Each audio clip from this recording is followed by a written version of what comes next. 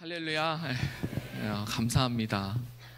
초청해 주셔서 감사하고, 또 우리 청년들이 영진교회 청년들과 함께 저렇게 찬양하는 모습을 보니까 밑에서 이런 생각 해봤어요. 저 인도 학생들이 조지아로 오기 전에 이걸 상상이나 해봤을까? 본인들이 한국에 오는 것을 상상이나 해봤을까? 저 스스로도 생각해봤어요. 20대 초반에 아버지가 돌아가시고 정말 막막하고 어떻게 살아가야 될지 몰랐던 그 캄캄한 시간들을 지나면서 20년 뒤에, 25년 뒤에, 30년 뒤에 내가 이렇게 될 줄 알았으면 걱정 안 했을 텐데, 저 청년도 아마 그랬을 거예요. 우리도 아마 그럴 것이고, 어쩌면 지금 이 예배 자리에 앉아있는 많은 사람들 중에 앞날이 캄캄한 사람이 있을 수도 있고, 앞이 보이지 않는, 그리고 내일이 보이지 않는 사람들이 있을지도 모르겠지만, 막상 그 시간들을 지나가서 10년이 훌쩍 지나고 20년이 훌쩍 지나면, 하나님이 나를 이렇게 먹이시고 입히실 줄 알았다면 그때 내가 그렇게 고민하지 말걸, 내가 그렇게 낙심하지 말걸. 우리가 낙심하고 우리가 고민할 때 예수님의 너무너무나 가슴 아파하시거든요. 우리 청년들에게 소망이 되어주셔서 감사하고, 우리 청년들에게 빛이 되어주셔서 너무나 감사합니다. 여기 주제가 더 라이트이잖아요. 더 호프. 예수님이 우리에게 하신 말씀입니다. 너희는 세상의 빛이라. 너희는 세상의 열방의 소망이 될 것이야. 사실은 우리가 우리의 삶을 보면요, 어떻게 내가 누군가에게 빛이 되지? 아시잖아요. 우리가 어떻게 하루 종일 사는지. 어떻게 내가 누군가에게 소망이 되지?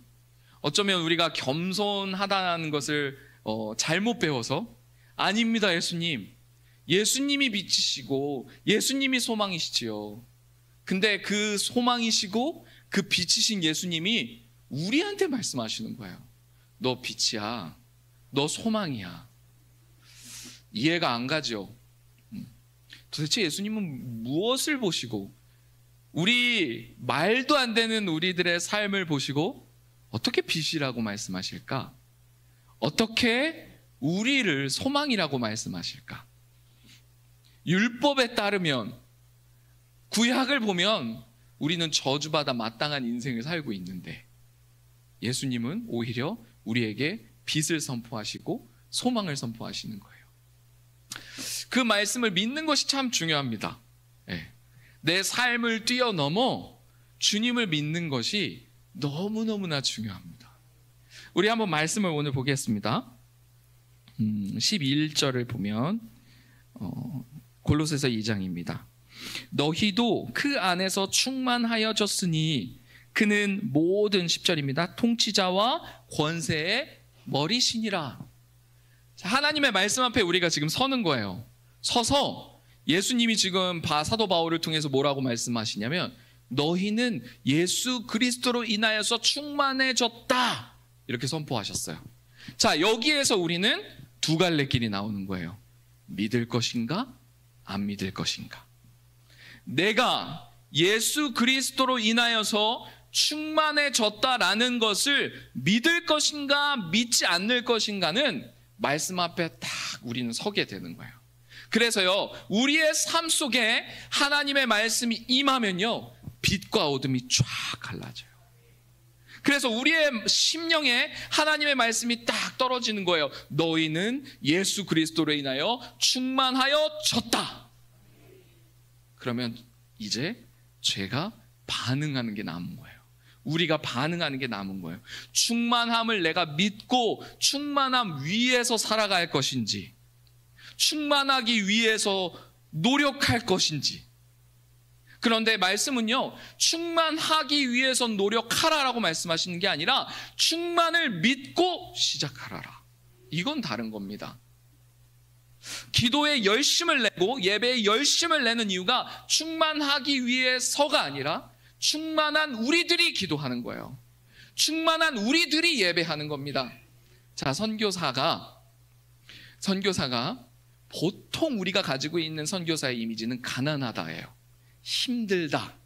그런데 성경에서 말씀하고 계시는 선교사는 충만한 자여야 합니다. 부유한 자여야 돼요. 부유한 사람이 복음 들고 나가는 거예요. 근데 부유하다라고 얘기를 했을 때 그 부유를 우리는 돈이라고 착각하기 쉽지 않아요. 근데 주님은요, 너 그 금덩어리 천국에 가져오지도 못해. 그러면 예수 그리스도께서 여러분의 삶을 보시고 제 삶을 보셔서 넌 부유하구나 라고 말씀하실 때 통장 잔고일까요? 그렇진 않습니다. 그것은 믿음을 얘기를 하는 거예요. 믿음.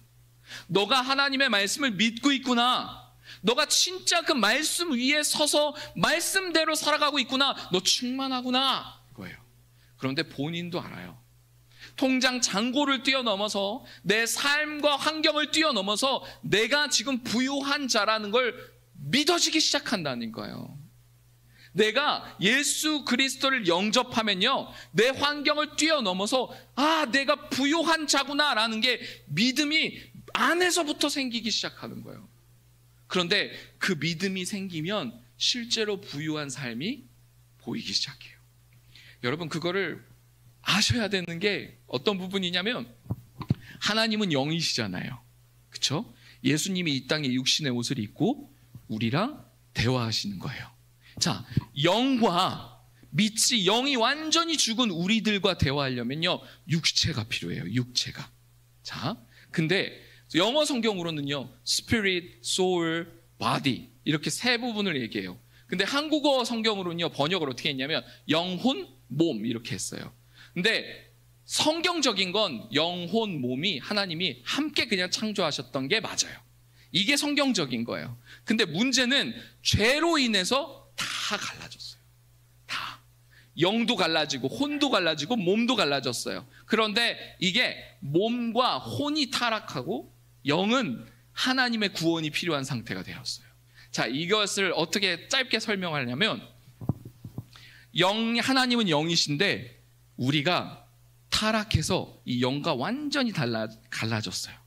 근데 다윗이요, 시편 23편에 뭐라고 말씀하시냐면, 다윗이 뭐라고 얘기냐면 하나님이 내 혼을 소생시키시고 그래요. 그러니까 혼이 소울인데 그 소울은요, 영어로 어떻게 말하면 마인드라고도 말하고 생각이라고도 말해요. 자, 그러면 예수 믿는 우리들이 born again, 다시 태어났어요.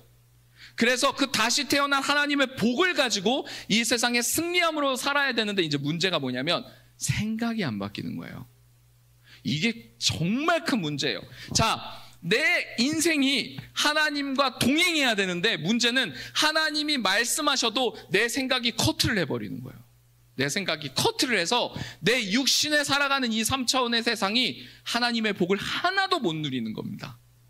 자, 내가 예수님을 믿고 있는데 복을 하나도 못 누리고, 지금 이거 부자 된다 안 된다 이 얘기를 하는 게 아닙니다.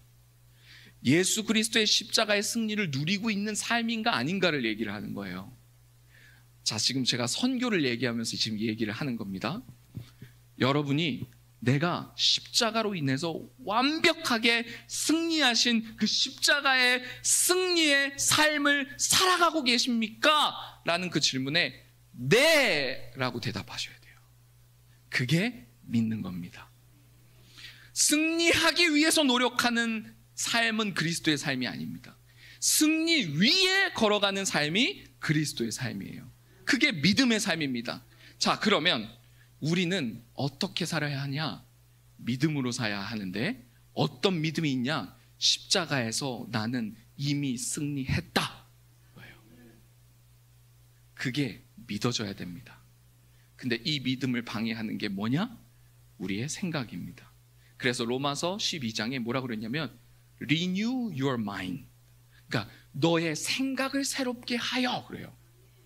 너가 예수님을 믿어도 너의 생각이 안 바뀌면 하나님의 복이 너희들의 삶 속에 일할 수가 없는 거예요. 구원은 맞습니다. 여러분이 천국은 갈 거예요. 근데 하나님의 말씀은요, 저 천국에서만 행복하게 살라라고 말씀하신 적이 없어요.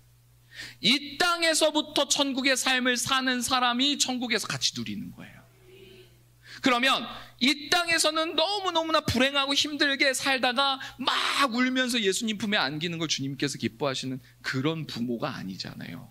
예수님은 여기서부터 승리하라는 거예요. 여기서부터. 자, 그러면 영이신 하나님이 우리의 삶에서 축복하기 위해 반드시 지나가야 되는 게 있어요. 뭐냐? 우리의 생각입니다.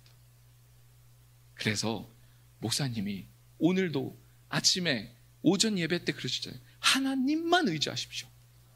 저 여기 메모해놨어요. 이 말씀 붙들려. 하나님만 의지하십시오.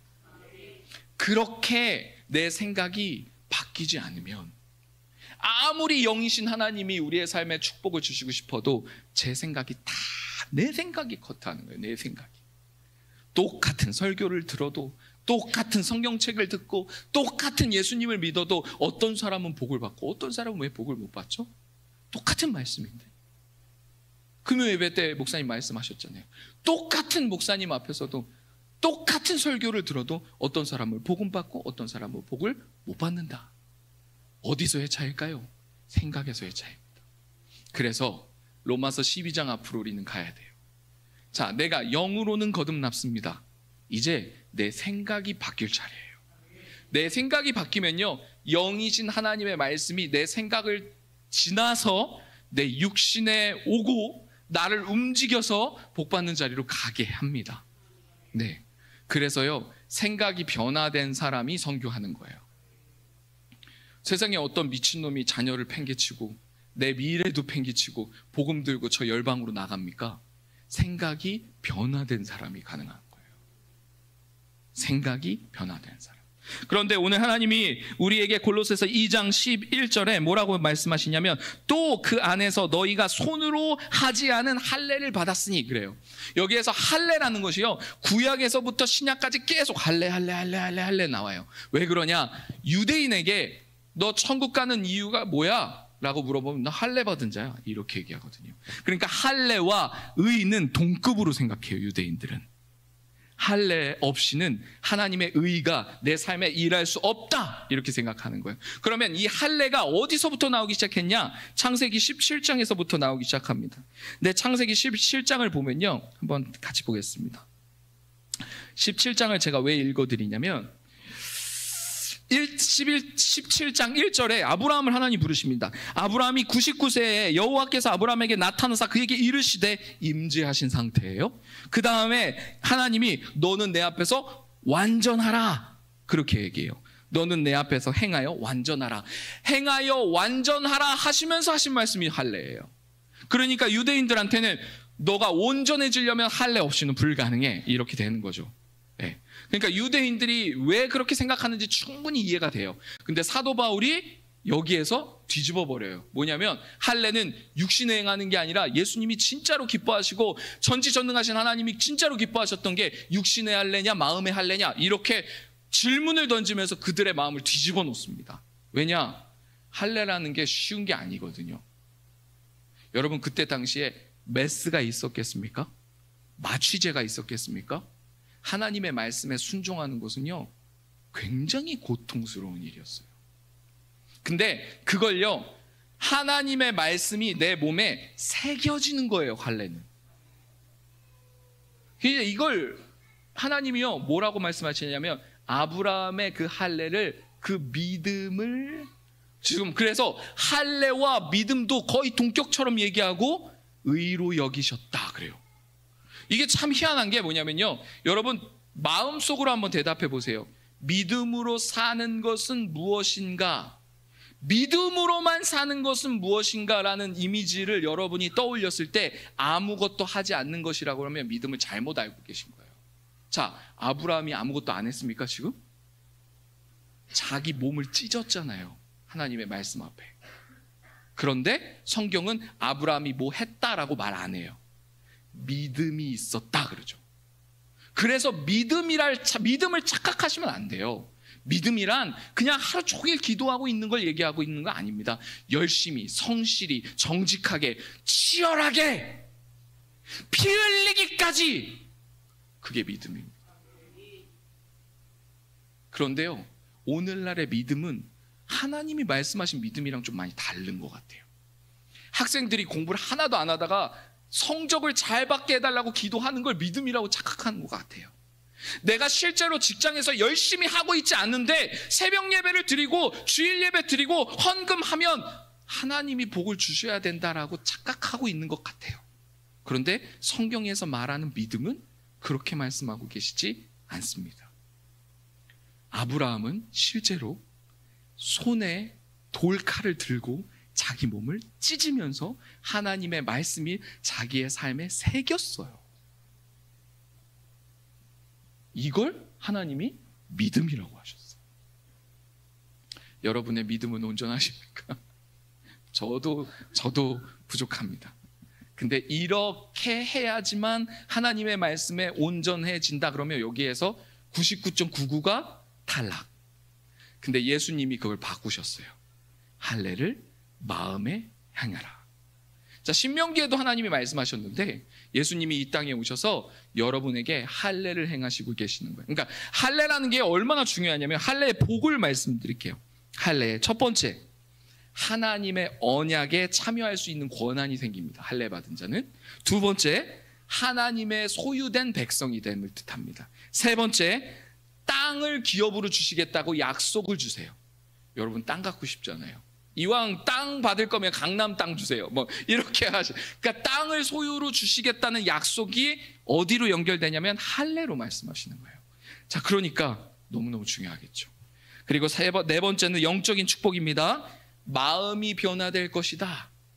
할례를 받은 자는 너의 마음이 변화되고 너의 삶이 변화될 것이다. 하나님이 말씀하십니다. 그리고 다섯 번째로는 너와 나는 특별한 관계야 라는 뜻이에요.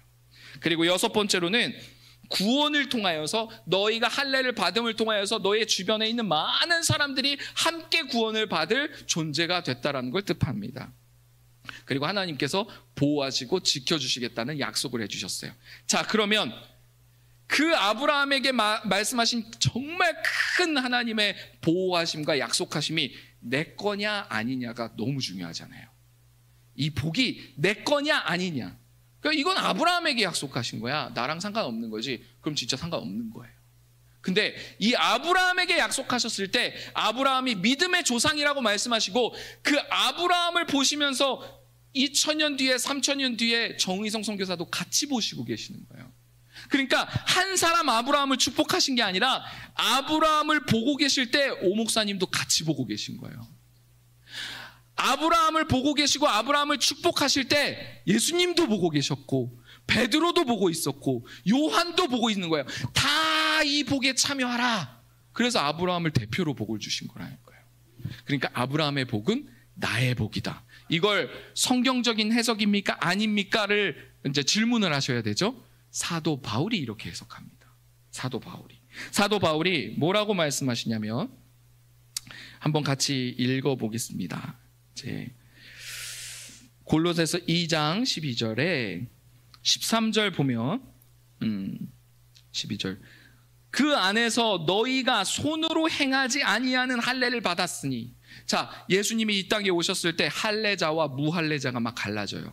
자, 그때 야 너는 할례 안 받았잖아. 너가 어떻게 하나님이 너를 축복하시겠니? 근데 그게 이해가 되죠. 무슨 말씀인지. 자기가 칼로 내 몸을 찢으면서까지 하나님의 말씀에 순종한 사람이 얼마나 의의가 있겠습니까? 자기 의가. 근데 저는요 이해해요. 그렇게까지 하나님의 말씀에 순종하려고 하는 사람이 얼마나 자부심이 강하겠어요. 나는 주일 예배 한 번도 안 빠졌어. 난 새벽 예배 한 번도 안 빠졌어. 태풍이 와도 왔어. 그건 칭찬받아 마땅한 거예요. 그러니까 할례를 받은 사람은요 칭찬받아 마땅한 사람이 맞아요. 근데 문제는 무할례자들을 이제 밀치기 시작하는 거죠. 야, 니까짓 게 무슨 믿는 사람이야? 피 흘리는 정도는 있어야지. 이제 이게 문제가 생긴 거예요. 근데 사도 바울이 이거를 이제 바꾸기 시작하는 거예요. 뭐냐면 할례는 몸으로 칼을 찢어서 하나님의 말씀을 얻는 그 시대가 아니라 성령님이 우리의 마음속에 오셔서 잘라내시고 변화되는 것을 얘기를 하는 거야. 그게 영적인 마음에 받은 할례. 그래서 여기에서 말씀하시는 게 뭐냐면 손으로 하지 않은 할례를 받았으니. 자, 누가 할례자입니까? 성령 받은 자, 예수 그리스도의 영을 받은 자, 그 자가 하나님이 보시기에 너가 할례자다 이러시는 거예요. 그러면 하나님이 우리를 보셨을 때 너는 할례자다 그러면 할례의 복이 같이 임하는 거예요. 자, 그러면 12절 보십시다. 너희가 세례로 그리스도와 함께 장사되었고, 근데 할례 얘기하다가 갑자기 단어가 바뀌어요. 뭐로 바뀝니까? 세례. 할례 하다가 너희가 그리스도와 함께 세례를 받았으니. 자, 여러분 여기에서 세례 안 받으신 분이 있으십니까? 없으시죠? 그럼 여러분 할례 받으신 거예요. 하나님의 눈에 세례 받은 자는 할례와 동격으로 치시는 거예요. 자, 근데 할례로 다시 한번 돌아봐 볼까요? 할례는 무언가를 자르다라는 뜻이 있어요. 무엇인가를 자르다. 그러면 자르면 표피가 있겠죠. 그렇죠? 그러면 신약으로 가봅시다. 예수 그리스도를 믿어서 내가 무언가가 잘라지고 내가 다시 태어났다면 여러분은 확실한 사인을 여러분의 마음속에 갖게 됩니다. 여러분, 아직도 내가 예수님을 믿는가 안 믿는가가 헷갈린다면 그건 잘못된 거예요. 예수님을 믿은 사람은요, 확실히 무언가가 잘라진 사람이에요. 확실히 예수님을 믿기 전과 후가 명백하게 달라지는 것이 할례입니다. 마음의 할례를 받은 사람, 세례를 받은 사람은요, 반드시 예수 그리스도의 이름으로 내 삶에 무언가가 멈춰지거나 잘라진 경험을 한 사람들이에요. 담배를 끊었건, 술을 끊었건, 도박을 끊었건, 아내를 더 이상 안 때리건, 욕을 안 하기 시작하건, 무언가가 반드시 잘라지는 경험을 한 그 자가 바로 할례를 받았던 사인을 내 마음속에 받는 거예요. 도덕적인 기준으로 따지자면, 야, 욕은 원래 안 하는 거야 이럴지도 모르겠지만, 내 마음속에 믿음의 문제에 관해서는 난 세상 누가 뭐라 해도 예수님을 믿어서 난 이렇게 변화됐어는 자기 자신이 잘 알아요. 자기 자신이. 여러분, 자르는 게 얼마나 중요한지 아십니까? 자르는 것. 하나님을 믿으면서 자르는 것이 너무너무나 중요해요. 요한복음 15장에서요, 예수님도 말씀하십니다. 가지치기. 왜 가지치죠? 열매를 맺기 위하여. 열매를 맺기 위하여 가지칩니다. 자, 여러분, 믿음의 문제이지만 하나님이요, 여러분을 어떻게 만드셨냐면 모두 다 성공하게 만드셨어요. 아주 간단한 문제인데 모두 다 성공하게 하나님이 이 땅에 만드셨는데, 문제는 뭐냐면요, 하지 말아야 할 것은 하지 말아야 되는데 하지 말아야 할 것들을 해서 우리가 망가뜨리는 거예요. 우리가 성공하는 것은 아주 간단합니다. 하지 말아야 할 것을 하지 않으면 우린 성공해요. 그래서 성경에서는요, 우리가 하지 말아야 할 것들을 정말 많이 말씀하고 계세요. 여러분, 하루에 여러분의 인생 속에 하지 말아야 할 것들만 안 하면 여러분의 삶은 놀랍게 변합니다. 성공하려고 노력하지 마시고 하지 말아야 할 것들을 하지 마십시오. 그건 여러분이 더 잘 알아요. 내가 무엇을 잘라내야 하고 내가 무엇을 멈춰야 하는지 여러분은 잘 알아요. 그래서 하나님 앞에 엎드려 금식하며 하나님, 내 인생 좀 성공하게 해주십시오라고 기도하지 마시고 하지 말아야 할 것을 멈추십시오. 그러면 하나님의 약속이 여러분의 삶에 임하는 겁니다. 하지 말아야 할 것을 하지 않는 그것을 보고 하나님이 뭐라 말씀하시냐면 믿음이다 말씀하세요. 잘라내는 거니까. 세상과 구별되어 있는 거룩한 하나님의 백성, 그 거룩하다는 뜻은 무언가와 잘라지고 무언가와 분리된 그 사람을 이야기하는 것입니다. 근데 그 사람에게 뭐가 따른다 그랬죠? 하나님의 모든 복이 그 사람에게 임하여. 왜냐하면 하나님이 약속하셨기 때문에, 할례자에게 약속하셨기 때문에. 근데 그 사람이 뭐하냐? 부요한 그 사람이 선교하기 시작하고 복음을 전하기 시작하는 거예요. 성경의 이야기는 그런 이야기들로 가득 차여 있습니다. 복을 받으려고 선교하면 상처받아요. 복을 받으려고 전도하면 상처받습니다. 복을 받으려고 예배드리면 상처받아요. 복 받은 자가 예배드리는 거예요. 복 받은 자가 기도하는 것이고 복 받은 자가 선교하는 것입니다. 그러면 내 삶에 복이 보여지기 시작해요. 근데 그 시작이 뭔지 아시죠? 아까 말씀드렸잖아요. 생각이 먼저 변하기 시작해요. 선교를 해야 하는구나. 복음을 전해야 하는구나. 예배를 드려야 하는구나. 성경을 읽어야 하는구나. 내가 하나님의 말씀에 순종해야겠구나라는 생각이 바뀌는 그때에 내가 복을 받겠구나 라는 믿음이 생기기 시작해요. 사랑하는 성도 여러분, 제가 우리 아이들에게, 청년들에게 지겹도록 얘기해요. 너희들은 빛이야? 너희들은 소망이야? 도대체 목사님이 계속해서 왜 저러시는지. 근데 믿어야 빛이 되는데 어떡해요? 믿어야 빛이 되는데, 믿어야 소망이 되는데, 그러면 제가 해야 되는 게 뭐예요? 계속해서 축복할 수밖에 없어요. 그런데 그 축복이, 예수님의 축복이 여러분의 삶 속에 임하려면 믿어야 됩니다. 내가 부유한 자라는 것을 믿고, 내가 빛이라는 것을 믿고, 내가 세상의 소금이라는 것을 믿고, 내가 소망이라는 것을 믿으면 그 믿는 자가 사는 그 삶이 선교예요. 단기 선교팀 목사님 말씀하셨잖아요. 기도 안 하면 안 보낸다. 그게 무슨 얘기냐면 너희가 세상의 빛과 소금이라는 것을 모르면 선교 나가지 마, 이거예요. 가기 전에 계속해서 자기의 믿음을 점검해요. 내가 정말 예수 안에서 빛이 맞는가?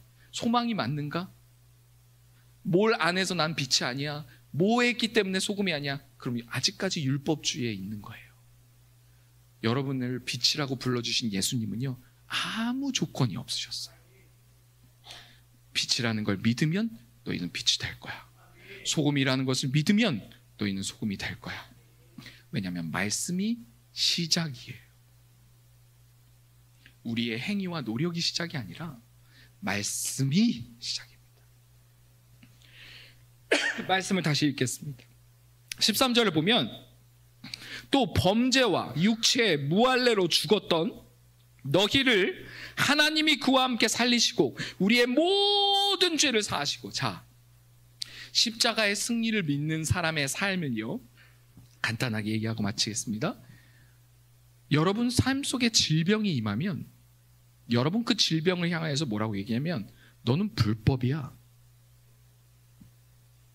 그렇게 말씀하실 수 있어야 돼요.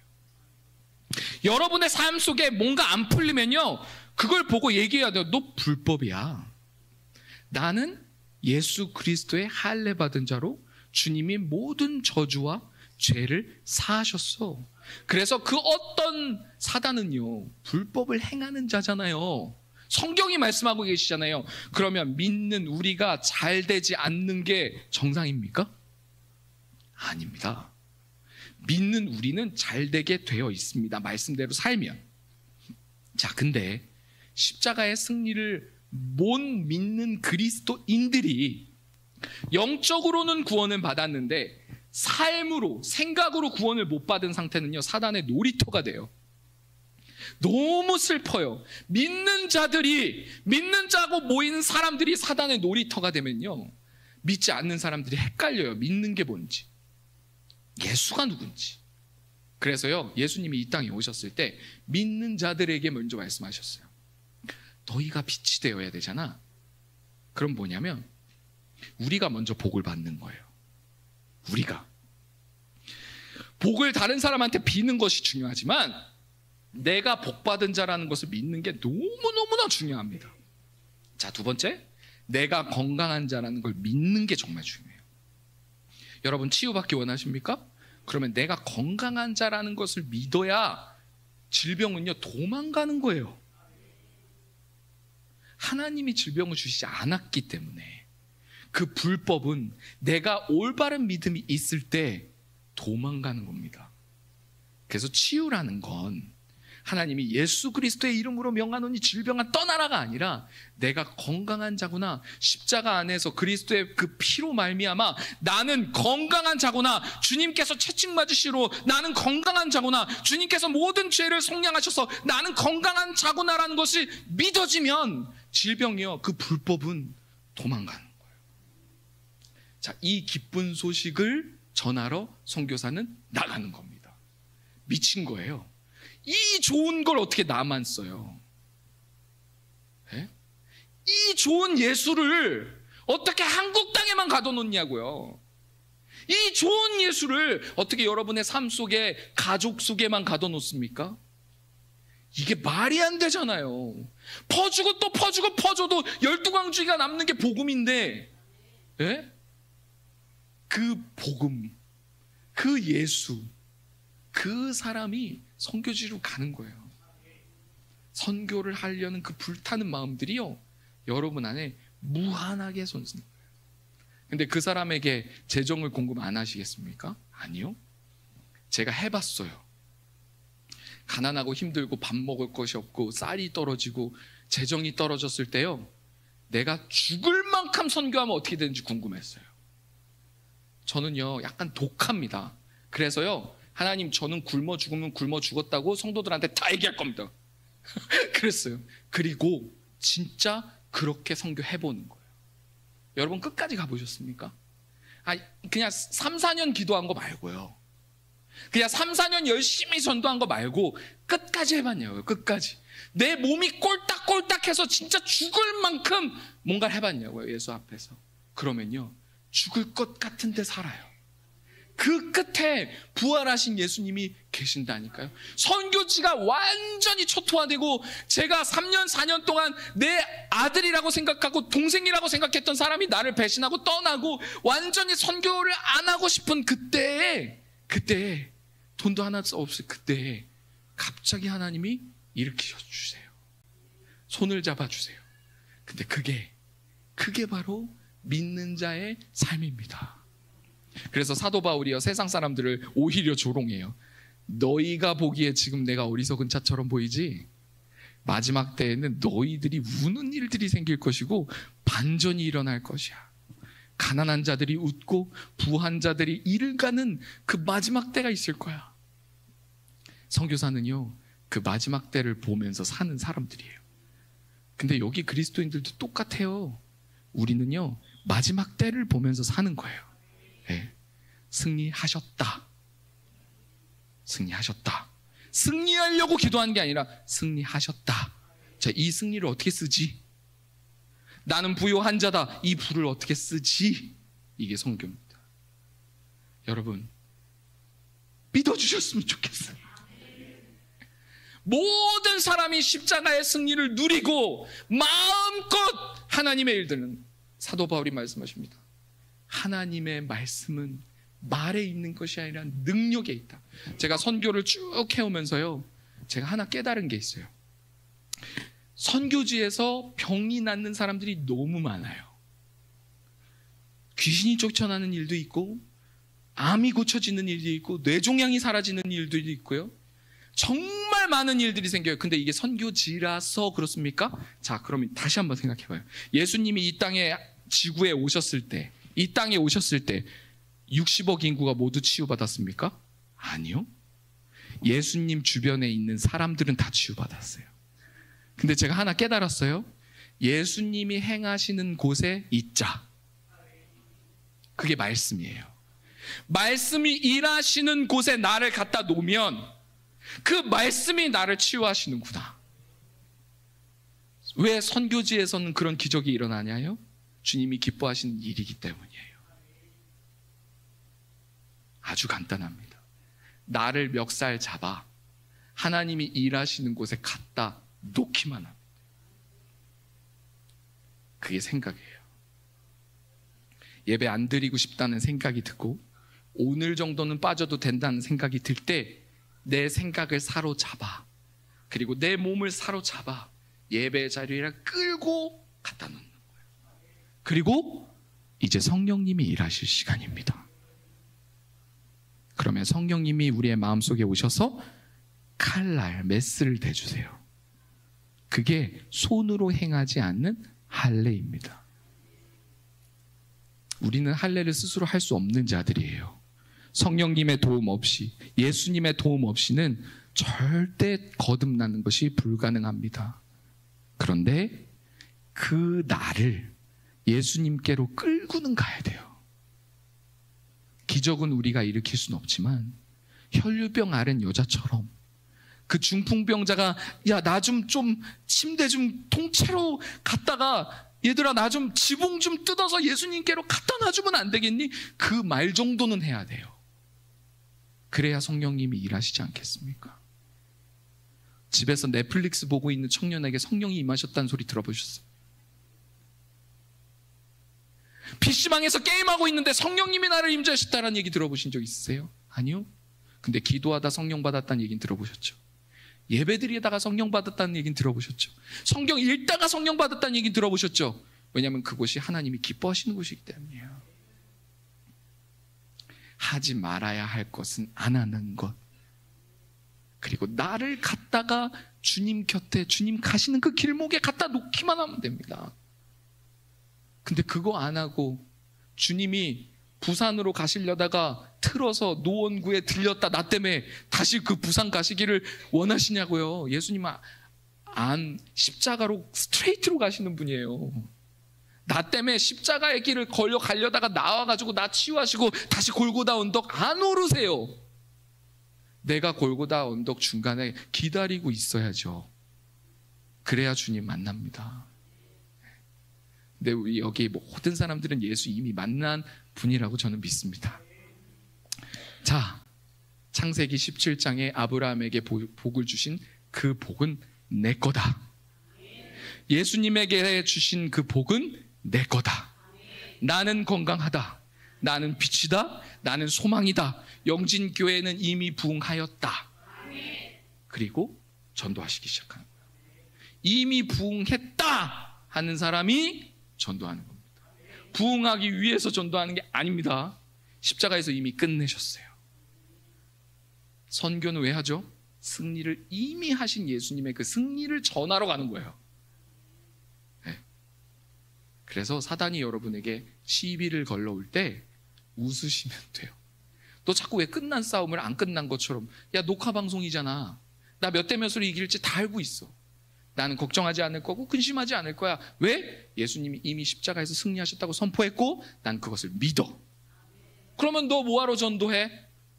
난 승리를 믿기 때문에 이제 전도하는 거야. 승리를 믿기 때문에 기도하는 것이고, 승리를 믿기 때문에 예배하고 찬송하는 거야. 그것이 믿음의 삶입니다.